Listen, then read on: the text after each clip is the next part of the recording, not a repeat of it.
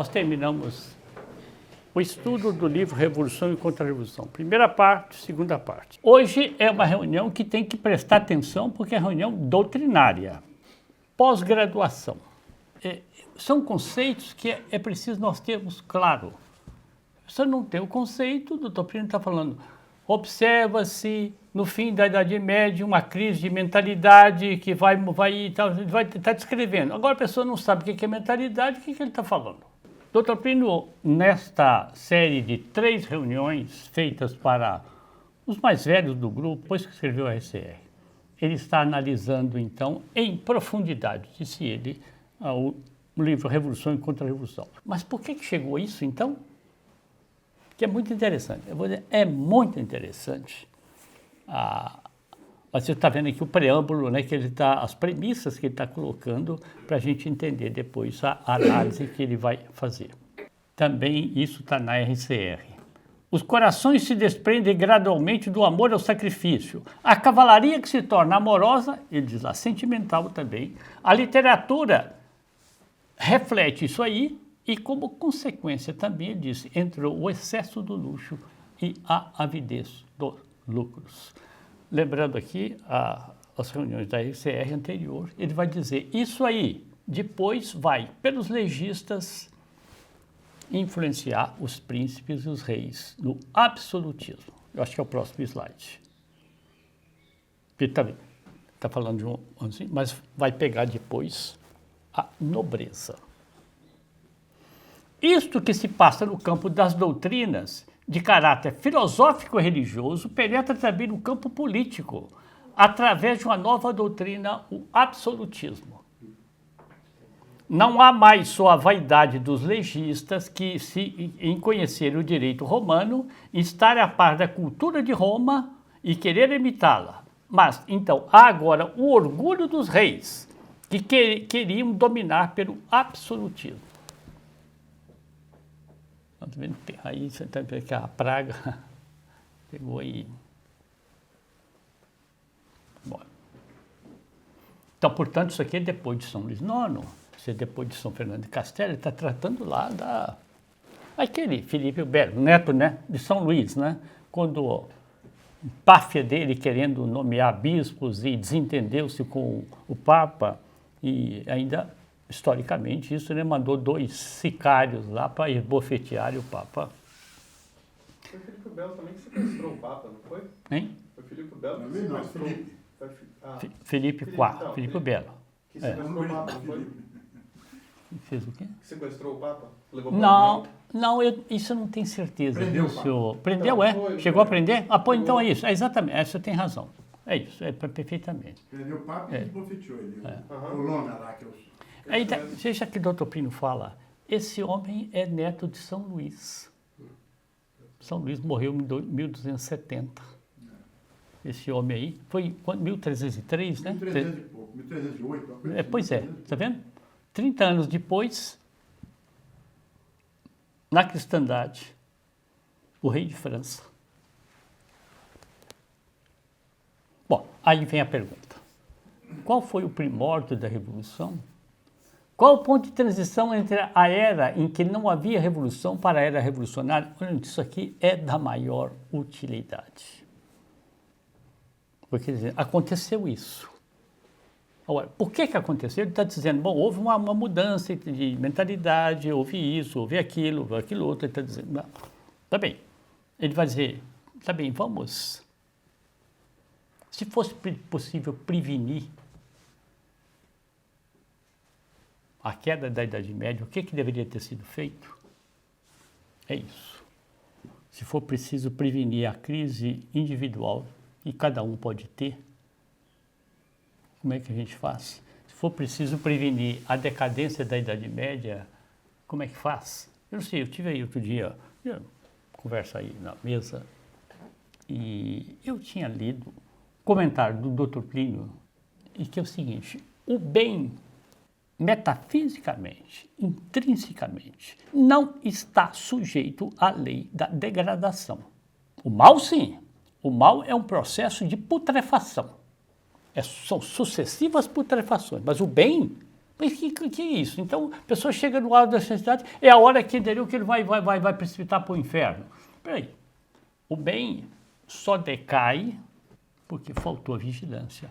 Faltou isso, faltou aquilo, faltou... Mas o bem não está necessariamente sujeito à decadência. Adão não tinha necessariamente que pecar. Lúcifer não tinha necessariamente que pecar. E nem nós temos, tal seria, né? Então, hein? Nem Adão. Nem Adão, exatamente, nem Adão. Então, essa ideia, não, tem que decair mesmo, tudo decai, tudo que chega lá no auge decai. Espera um pouquinho, decai porque deixou de... O mal, não.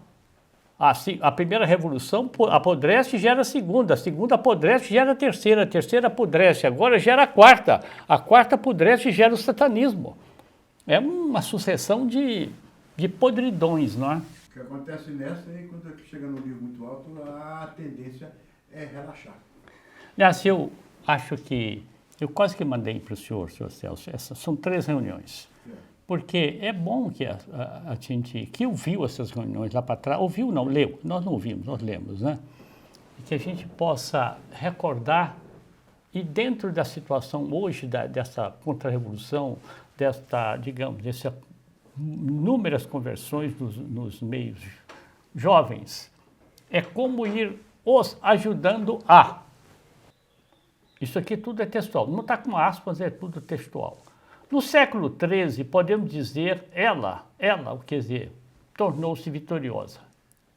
O Pino vai alinhar aqui alguns pontos que os que gostam de história vão ficar... Em que sentido? Os árabes não foram expulsos da Espanha, mas sua influência nitidamente decadente é sinal evidente que eles não venceriam. Estou pintalizando. A Idade Média, o triunfo da Idade Média. Então, os árabes ainda estavam lá na Espanha, ainda dominavam lá aquele norte da África, sei lá que quantidade de coisas, mas o empuxo deles estava abaixo. Então, era uma razão dessa... Você falou aí da... Como é que é a expressão que você usou? Relaxar. Relaxar. É. Continua. Em toda a costa mediterrânea estão também os árabes tão decadentes que no século XV os turcos derrotá-los-iam rapidamente. Dr. Plínio, quero lembrar os amigos que era professor de História e professor católico contra-revolucionário. De outro lado, os germanos estão completamente convertidos. Os húngaros, que constituíam outrora grande perigo, abraçaram também a religião católica. Os prussianos, os lituanos, que foram também perigosos e contra os quais haviam combatido os cavaleiros da ordem teutônica, estão em vias de conversão. Os normandos, mesclando-se, confundiram-se com outros povos, entraram na Inglaterra e já não ofereciam perigo. Então, o Topim está descrevendo o quadro que tem uma expressão aqui na frente que é muito interessante, eu não conhecia. Olha aí. A sensação da Europa é de que domina completamente a situação. Começa então a surgir um estado moral, outra palavra aí, hein? Estado moral e social vitorioso, a chamada atmosfera imperial ou triunfal da Idade Média. Bom, isso os progressistas odeiam, né? Quando a gente fala a cristandade triunfal, né? Aquele gosto da Igreja Católica, a Igreja dominou. Dominou sem estar em que sentido, né? De ferro e fogo, não. Ela penetrou todo, converteu e ela era triunfante. E a Igreja, isso mesmo, ela ia e eu não sei se é fato histórico, pouco o Sr. Topini imaginava. Mas, por exemplo, o maior imperador da Terra, né? Era o Sacro Império, né? Mas se o Papa fosse subir a cavalo, ele chegava lá e segurava o estribo e tudo. Então, a situação da cristandade da Igreja, eu vou repetir, para ódio desses progressistas todos, era triunfalista mesmo. Quando eles falam aí, nossa senhora, aquela coisa da Idade Média, quando a Igreja, como é que é? A opressão, a Igreja começou a oprimir todo mundo, né? Aquele protestante Guaraci da Silveira, o Horácio Gouveia, os dois políticos protestantes lá na Constituinte, né? Esse homem faz um discurso na Constituinte, lá em 33, o discurso foi em 33, mas atacando a Igreja Católica de uma maneira. Então era aquele tempo em que os papas mandavam, os papas destituíam, os papas faziam isso, a Igreja jogava a pessoa na Inquisição, entendeu? Ele fala assim e tal, e vai fazendo aquele discurso dele. E vira e mexe, o Dr. Plínio levanta e disse, protesto contra as afirmações do coisa. E protesto aí, outros também, porque havia deputados católicos de muita cultura naquela época, né? E aí o Guaraci, ou Zoroastro, não lembro. Senhor presidente, o presidente era o Antônio Carlos, né? Essa vida é Antônio Carlos aqui, é o Antônio Carlos de Minas Gerais, Andrada, presidente da Constituinte. Neto Zé Bonifácio. Neto Zé Bonifácio. Neto Zé Bonifácio, pronto, tá aí. Senhor presidente, estou sendo acusado de falsear a história, não sei o quê. O doutor Plínio levanta assim. O senhor não está sendo acusado de falsear a história. Nós estamos mostrando que o senhor bebeu a história nas águas envenenadas do protestantismo, dos livros protestantes. Olha, era outro tempo. Um menino lá, um rapazinho de 24 anos de idade, entendeu? Nós não estamos dizendo que o senhor falseou a história. O senhor bebeu a história nas águas envenenadas. Então, atmosfera imperial ou triunfal da Idade Média. Continua. O Dr. Plínio está descrevendo essa atmosfera triunfal. Nosso Senhor Jesus Cristo passa a ser apresentado nas catedrais, não apenas como um mártir crucificado e sofredor, mas como um rei cheio de glória, e na liturgia, a afirmação de seu triunfo por todos os séculos do mundo passa a ser de enorme importância. Gente, tudo isso é perfeitamente correto. Tal seria a festa de Cristo Rei. Nosso Senhor é imperador, impera mesmo. Mas ele vai analisar depois a hora que o demônio esperou Adão ali no paraíso, entendeu? A hora certinha de entrar e, é a hora da tentação. É o que o Dr. Plínio está montando o quadro para explicar. Mas, acompanhando essa ideia, vinha muito justificadamente a do triunfo dos cristãos e por detrás dessa concepção do triunfo, de que para todo sempre o poder de Jesus Cristo estava firmado na terra. E o mais glorioso e mais civilizado dos continentes, Europa, era cristão. Tinha-se aberto um reino de paz na terra e essas promessas do Evangelho iam ser realizadas com o triunfo da cristandade.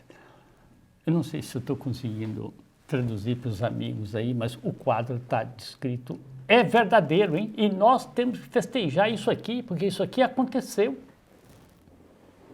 O que a gente não vai festejar é que na hora da glória entrou alguma coisa que ele vai descrever para frente, né? Quando foi aprovado o ensino religioso nas escolas, foi uma espécie assim de euforia no meio católico do Brasil todo, porque aqueles decretos iníquos da República de afastar a igreja do ensino o ensino religioso tinha sido derrotado ali. E aí o Dr. Plínio vai analisar, Celso, ele tem uma expressão mais ou menos assim, tenho medo da paz, tenho medo de que os frutos e a alegria disso aqui sufoquem em nós a combatividade. A hora do triunfo pode ser o prenúncio da hora da derrota. Quer dizer, ele estava comemorando com gáudio aquela vitória. Entretanto, eu estava dizendo, olha, historicamente é assim. Não vamos deixar que o triunfo de hoje seja o nosso sepulcro de amanhã. Bem, então está aqui. Acontece, porém, que um movimento ainda mal estudado fizeram aparecer no começo da Idade Média muitos santos. Como após a podridão romana, então do Império Romano, né, e a efervescência bárbara surgiu no tempo de Clovis, então já anos 700 mais ou menos o Clovis, 500. Né? 500. Apareceu uma Santa Clotilde, São Remi, um São Gastão, São Gregório de Tours e tantos outros ao mesmo tempo, e que foram ponto de partida para a conversão da Idade Média. Vamos lá. Deve ter havido na base desse movimento uma família de almas, uma espécie de ciclo de santidade que fundou a Idade Média. Depois, o professor Fernando Forquim de Almeida, que era o vice-presidente da TFP, grande matemático, né? Estudando história, ele entra com Cluny, com uma série de reuniões sobre Cluny, mostrando que Cluny foi a alma da Idade Média. É muito interessante, é como o Dr. Plínio está falando aqui, um ciclo de santidade. E esses três, ele fala dos 5 abades de Cluny, 3 canonizados e 2 beatos. Sim, a seguidilha, sabe? Você imagina aí, Papa 1, Papa 2, Papa 3, o 5º Papa, 3 canonizados e 2 beatificados. Esse ciclo de santidade desenvolveu-se sobre o signo da luta. Era a igreja perseguida e ameaçada, Império Romano. Cada homem era obrigado a lutar contra o inimigo externo e interno também. Heresias, havia lutas de uns contra os outros pelo hábito das guerras bárbaras. Os bárbaros tinham esse sangue, não é? Que estavam ainda muito próximos. Enfim, todos viviam arduamente. Então ele está falando antes da decadência da Idade Média. Ele está falando o que é que contribuiu para que a Idade Média florescesse. Kiko. A data de Cluny iniciou no século X. Cluny no século X. A escola de Cluny é muito bonita mesmo. Quando Cluny nossa senhora, o mosteiro de Cluny, né, é quase uma cidade, não é? Bem, ao mesmo tempo que se delineia esse triunfo europeu, os costumes vão se mitigando. Quer dizer o seguinte, o pessoal vai realmente deixando de ser bárbaro e vai se civilizando. Isso é o que ele quer dizer. Mitigando. As guerras privadas se tornam menos numerosas, começa uma era de doçura e suavidade. É nesse tempo, então, que os católicos começam a afrouxar, você falou, seu modo de viver. É propriamente nessa descompressão do inimigo externo, então, que se delineia um fenômeno aparentemente legítimo, lícito. Então, aí que está vendo, tudo que o Dr. Plínio está descrevendo aqui, gente, é inteiramente normal. O homem medieval passa a organizar sua vida na qual o prazer tem certo papel. Está perfeitamente correto isso daí. Começa-se na vida social a fazer festas mais numerosas, mais brilhantes, as canções populares tornam-se mais alegres e joviais, não mais apenas guerreiras. Na arte, a produção é mais risonha e essa suavização dos costumes segue-se até os séculos XIII e XIV. Agora, então, passamos para as análises que servem para individualmente, para cada um de nós. Então, aqui agora vem os 3 princípios que o Dr. Plínio vai analisar por que essa sociedade decaiu. Então, por que uma pessoa decai individualmente? Por que o Reino de Maria corre o risco da sua decadência ser exatamente nesses pontos? Os princípios, gente, não mudam. Os vícios capitais vão ser sempre os mesmos. As virtudes, os mandamentos. Então, o homem não muda. Bom, continua o Dr. Plínio. Depois surgem fenômenos mais complexos e começa a decadência. Então, ele está dizendo. Bom, continua. Poderemos fazer um histórico desse declínio se nos reportarmos a um esquema que parte de 3 princípios que vamos tratar. Primeiro princípio.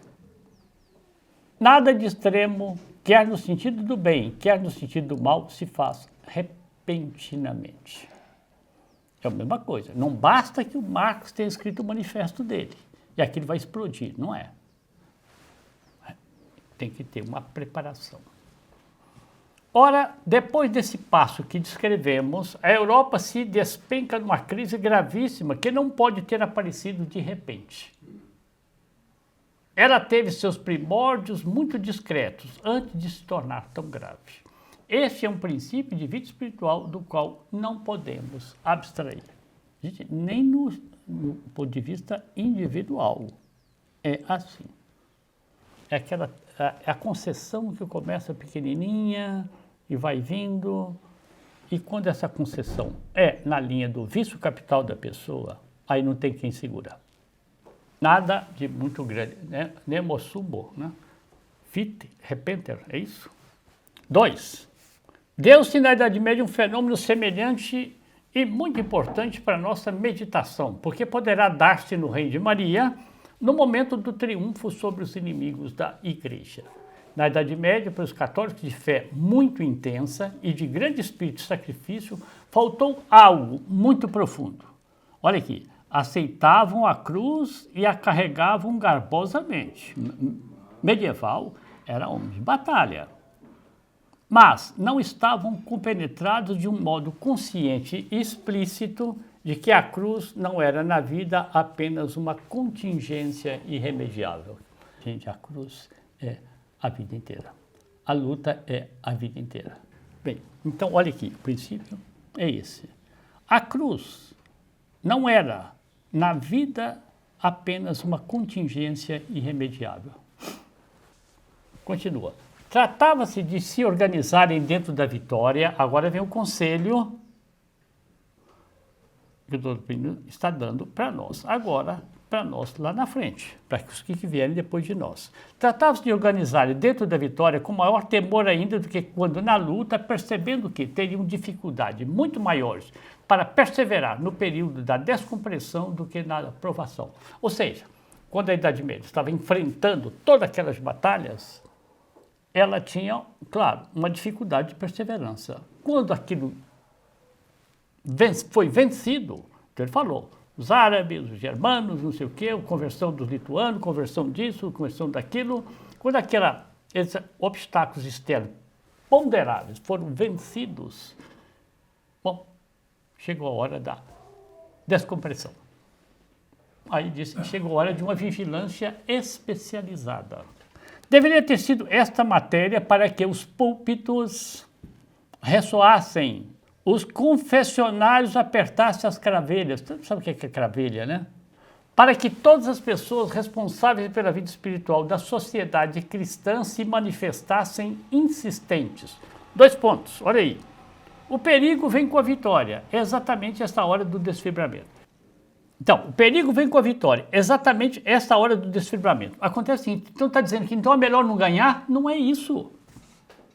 Não é isso. Ganhe e se prepare para não perder a vitória. Ganhou a guerra. Prepare-se para não... É isso. Continua. Dessa primeira fase em que a Idade Média se revela ainda ponderada, equilibrada, passamos, então, daquela época de auge da Idade Média, passamos para uma época em que os prazeres vão se acentuando. São ainda honestos, legítimos e até equilibrados. Há, porém, uma sede de prazer que vai se tornando progressivamente acentuada.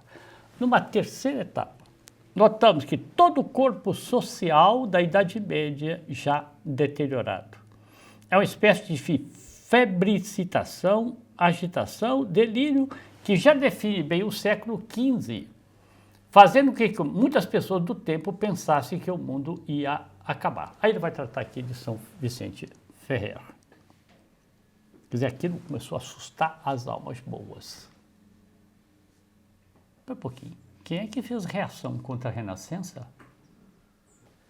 Então, um São Vicente Ferrer percorria a Europa pregando que o mundo ia acabar, dizendo que ele era o anjo previsto no Apocalipse, cuja finalidade era de percorrer a terra anunciando a catástrofe. Disse, olha, estamos caminhando para o buraco. Ele está falando aqui, século XV.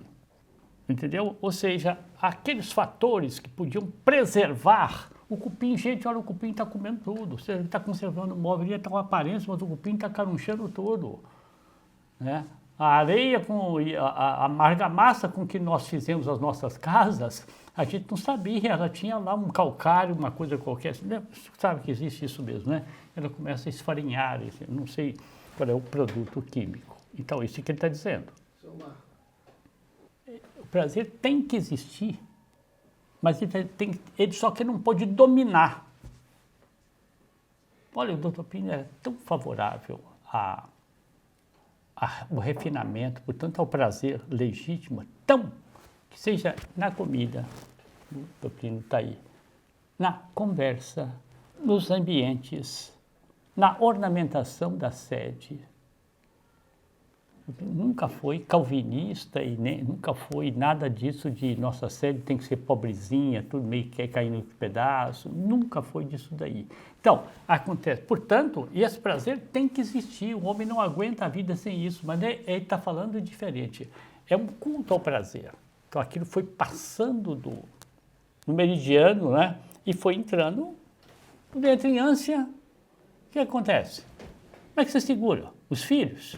Loucos aí com papai, o celular aqui já tá ruim, entendeu? Você comprou no ano passado, compra o outro esse ano, já saiu o iPhone 17 aí, entendeu? Você vai correndo atrás, olha, meu amiguinho lá tem um bique muito melhor que o meu, entendeu? Você compra outro lá, mas papai, seu carro tá velho, você tem que já... Entendeu? Bom, desculpe. Diga. O amor à cruz aí se foi deixando de lado, o amor à cruz. É isso. É isso. Ou seja, a pessoa pode ter um prazer, por exemplo. E tem que ter. De comer bem. Pois mas ela ter presente a cruz de nosso Senhor Jesus isso. Cristo. Então é isso. É exatamente isso daí. Eu acho que a noção de prazer é porque a gente teria que entender o que é o prazer de um medieval, o que é o prazer de uma pessoa numa civilização católica. E que hoje é fruição, é igual bicho. Eu fui lá, imagina, a pessoa vai por exemplo, sai da cidade e vai num panorama. Que gostoso isso aqui, vê um lago, que gostoso isso aqui. Então, veja bem, a noção de prazer, ela está virando... É grosseira demais, sabe? Ela é quase o prazer do sentido do bicho. O bicho também fica contente quando vê uma água para beber, hein? Consumível. Um exagero, né? Mas é fora de foco também, viu, senhor? É fora de foco. Depois a gente conversa aí. O homem tornou-se animalizado e deixou de ser espiritualizado. Então ele nem concede um prazer que conduz para o espírito. É o prazer quase que é do porco comendo ali aquela coisa. Tanto assim que hoje no mundo não dá prazer que as pessoas apelam para as drogas. Pois é, exatamente. Exatamente. Exatamente. Não tem mais prazer, Vai junto. Não dá mais prazer. O prazer, por exemplo, de ter uma boa conversa. Isso aí, por exemplo. Isso acabou. Acabou, exatamente. O marido chega do serviço, a família está ali reunida e tal, aí vão todos para a mesa, entendeu? Vai comer um lanche da noite, chega ali, um está na televisão, o outro está no celular ali. O conceito de prazer de vida de família, como que você tem que reeducar a cabeça da pessoa para entender o que é prazer, como entender o que é humildade, entender o que é amor. O que é amor? Então, sabe, os conceitos deterioraram. Então, olha aqui, o perigo vem com a vitória. É exatamente essa hora do desfibramento. O doutor Plínio está dizendo que não queira vitória? Não é isso. Queremos vitória, sim, sem desfibramento. Pronto, queremos tudo. É isso. E vamos sair dessa situação de opressão. A igreja está oprimida, a civilização católica, cada um de nós. Se é um excluído, somos nós, né? É necessário considerar que isso não se refere a desvios existentes mais ou menos excepcionais. Isso quando eu li isso, por exemplo, as heresias na Idade Média, a bruxaria na Idade Média, existiu sim, os assassinatos horríveis, tudo está condicionado à situação do homem. Então o doutor Plínio está dizendo, não se refere a desvios existentes mais ou menos excepcionais, embora até profundo. Então ele diz, encontramos na Idade Média fenômenos marginais, como as heresias, mas que não são a Idade Média. Casos de satanismo, mas que não são a Idade Média. Um imperador que é até arabizante, quer dizer, muçulmanizante, né? Arabizante e muçulmanizante. Mas isso também não é a Idade Média. Não é o que o doutor Plínio está falando. Não é a presença do mal numa civilização católica. Existiu mesmo. Bruxa na Idade Média existiu, mas isso não é a Idade Média. Ele está dizendo, ele está falando outra coisa. É uma doença inteira do corpo social que eu estou procurando descrever, e não apenas certas chagas. Isto interessa muito aos contradicionários, sobretudo tendo-se em vista o reinado do Imaculado Coração de Maria, conforme sua promessa em Fátima. Esses princípios são tão verdadeiros que se aplicam até aos fenômenos de vida espiritual dos contrarrevolucionários hoje, ou seja, até individualmente. Em virtude de quase todos os ambientes atualmente estarem uns mais que outros, quando uma alma, ao converter-se, torna-se contra-revolucionária, entra em uma fase de lutas e enormes provações. Isso aqui também é outro princípio muito interessante.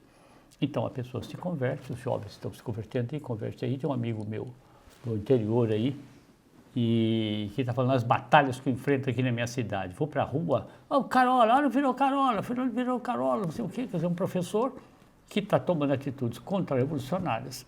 Então ele diz, estou enfrentando, ele diz, são batalhas, lutas, brigas com companheiros de infância e antigos amigos. Há depois uma segunda fase de estabilização, em que tudo se torna menos árduo e mais fácil. Esta é a fase perigosa. Então eu disse, depois que passou essa primeira fase do combate, vem uma segunda fase que, vamos dizer, os próprios revolucionários disseram, olha, é melhor a gente contemporizar com ele. Vamos fazer uma média com ele, para ver se aí a gente o deteriora. Para se analisar como a crise se generalizou no corpo da sociedade medieval, é necessário ver as profundidades dessa crise. Por profundidade, entendemos as várias camadas da sociedade. Olha lá. A mais baixa, o que era? Povo.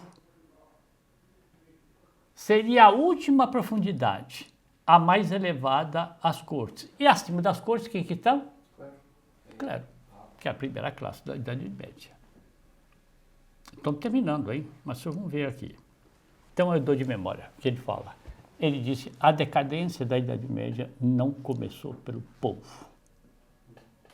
Começou pela elite. Tem uma bula muito interessante de São Pio V nesse quesito, quando ele vai reativar a Inquisição. São Pio V? São Pio V. Não. Ele diz algo no sentido de que, a partir de agora, qualquer problema futuro é por nossa culpa. Tá vendo? Porque agora, por enquanto, a gente ainda tem força suficiente para combater esse tipo de coisa que vem crescendo. Principalmente vai falar do caso dos anglicanos, né? Que ele vai falar da excomunhão da Rainha Elizabeth, na época. Aí a gente tem que aproveitar enquanto a gente tem um mínimo de uma força para conseguir fazer essas coisas. Porque daqui para frente só piora. E qualquer tipo de piora que vai ter vai ser culpa nossa porque a gente não agiu quando a gente precisava. Ou não agiu do jeito certo. Então ele falava que qualquer tipo de abuso que fosse cometido na época da Inquisição ia ser usado posteriormente contra eles. E isso ia ser elevado à enésima potência para ser o mais forte possível, para bater a maior força possível contra a igreja. Mas é isso mesmo, hein? E por isso que o concílio, então, fez abertura para o mundo, né? Em vez de enfrentar o mundo. Agora, o doutor Plínio comenta aqui, por exemplo, foram as cortes, as universidades foram um ponto de resistência à Renascença. Eu não sabia disso, Renascença, porque era povo. Povo aí, você sabe bem, quando fala povo na Idade Média, não é um boia fria aí, que não é isso. Povo é povo. Aqui não é nobre nem é clérigo. Ou seja, as profissões todas, os professores universitários também. Então, a universidade foi um grande reduto em aceitar a Renascença. Eu não entrei em detalhes na reunião, porque também o corpo geral. Vamos tentar, então, fazer um summarizing, um resumo. Então, o Dr. Plínio está mostrando a Idade Média, ela venceu os obstáculos naturais que havia. Os árabes tinham perdido seu impacto, os bárbaros convertidos, ou quase todos convertidos, a igreja reconhecida, o poder do Romano Pontífice como primeiro poder da cristandade, não é isso? Acima, portanto, do Sacro Império. O triunfo da igreja, na onde? Meu Deus, não só na escolástica, não. Na arte, na arquitetura, na pintura, nos costumes sociais. Então, a igreja triunfou. E o Dr. Plínio disse assim, isto é propriamente o triunfo que Nosso Senhor, não é isso, morreu na cruz, é para esse triunfo mesmo. Agora, ele analisa, na hora do triunfo, quando as principais razões de luta desaparecem ou atenuam muito, há uma tendência natural do espírito humano em também se relaxar e achar bem, agora podemos descansar. E ele diz, a vigilância tem que acompanhar a pessoa até a hora da morte. Então, essa falta de vigilância, então era necessário que os sermões, que a direção espiritual, que, digamos, o corpo do clero prevenisse os fiéis para essa hora difícil, que é a hora da vitória. Por que é difícil? Para que não caiamos na acomodação. Eu já vi a história de cada um de nós, de cada um das conversões, não é? Você pega Santo Inácio, ele acomodou-se nada, ele estava querendo conquistar cada vez mais. Vai para a Índia, vai lá para a China, vai para esse Brasil aí, manda a Chieta para cá. Então, bem, então Dom Pio diz que não houve essa vigilância. É que o apodrecimento da Idade Média não se deu pelo povo, se deu pelas cortes e vamos dizer assim, já que São Vicente Ferrer dizia, é o fim do mundo que está vindo, porque os indícios de podridão estavam tomando conta. Lição para nós individualmente, lição para nós no Reino de Maria.